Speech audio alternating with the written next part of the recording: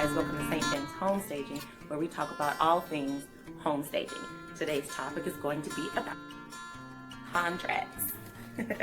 Yes, contracts are definitely necessary. It is a mandate. There is no way around it. You must have a contract for your business. Practically in everything you do in life, you should seriously have a contract. Even with your kids. Like if I'm going to make dinner, then you need to make sure. No, I'm just kidding. Now I'm going to walk you through what my contract has and some things that I definitely wanted to incorporate from personal experience. So if that's you, this video is definitely for you. So I'm going to pull my contract out and let's go down the list of things you should have. Okay, so one of the things that you want to have within your contract would be something called the homestaging agreement. And what that looks like is this. It includes the service agreement and the description of the services, and also talks about the areas you'll stage and the areas that you won't be staging, and then also the cancellation of service. You got to decide what that looks like for you. Do you want a week in advance or not? It's totally up to you. So make sure you're ironing out the details of that on your staging consultation report. The other thing that's in my contract is a must-have. You don't have anything in your contract, you definitely want to have this. Your payment agreement. You want to get paid, right? So here's what's included in my payment agreement. For me, I won't do any home staging. I won't do a thing until I get paid. I've been there where it's like, okay, well, I didn't have the money, or this was an issue, or whatever the case is, the house didn't sell, and I just didn't want to chase my money. So for me, I won't work on a property unless the funds are there. Because for one, I do like, there's certain items that I enjoy purchasing as I stage the property. So I'm probably going to go out and find furniture that complements the property that we're about to do, because I definitely don't want to put mid-century modern furniture in a country style house. So that's just kind of where I am on that. So I would definitely want to put inside there, I definitely want to make sure that I'm getting paid in advance.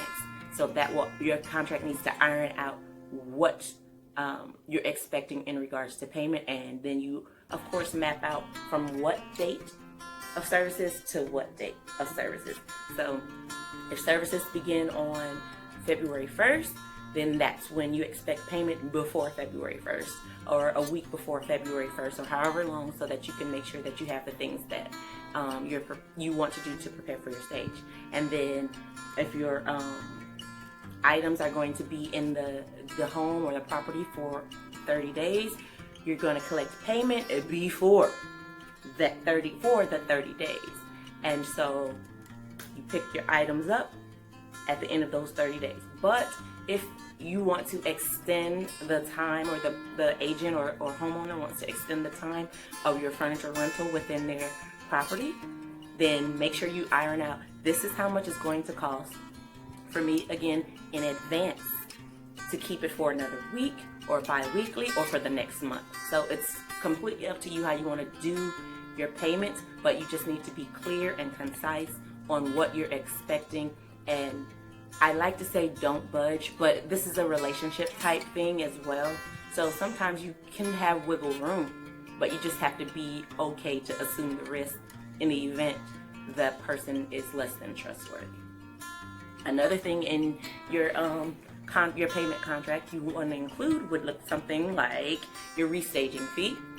In the event for us, if we wanted to, if we completed a look in the home and the customer was less than thrilled, then they may say, look, we don't really care for what you did, could you do something else?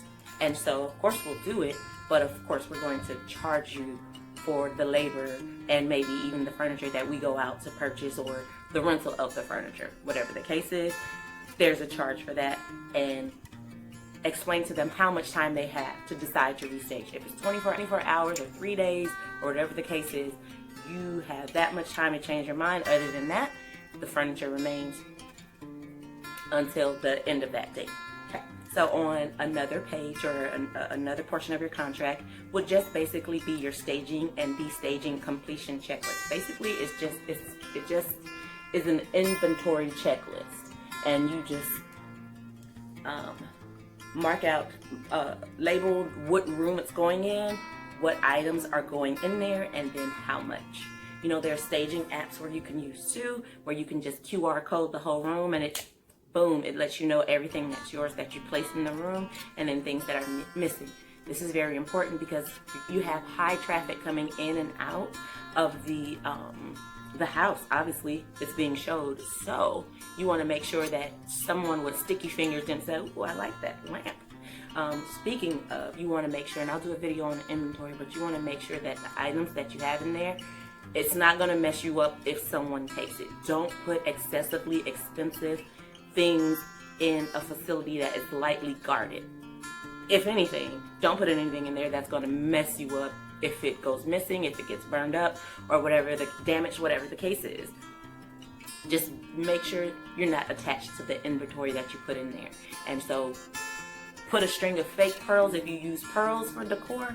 Don't put real pearls in there. But anyways, bringing it back. I'm bringing it back.